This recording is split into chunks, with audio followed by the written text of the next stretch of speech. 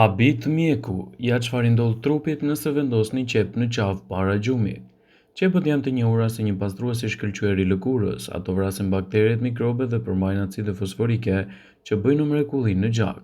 Mjekësia popullore thotë se qepa ka këto veti: pastron gjakut, vret bakteret, mikrobe dhe pastron ajrin. Igor Kinavski, një mjek i njohur, thotë se qepa ka një rol të madh në trajtimin e çarkullimeve të gjendrës tiroide. Ky mjek rekomandon këtë recetë sipas health.com. Merrni një qep të kuqe, prisni atë në 2 gjysma, kështu që mund të merrni lëng nga çdo gjysmë. Përdorni 2 gjysmat e qepës dhe masazhoni qafën në zonën e gjendrës tiroide me lëvizje rrethore. Duhet të shkoni për të fjetur pa e larë qafën nga lëngu i qepës.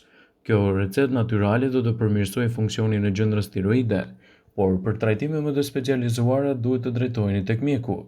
Siç e kemi theksuar më parë, lëngu i qepës vret mikrobe dhe bakteret, pastron lëkurën dhe përmirëson gjithashtu shëndetin.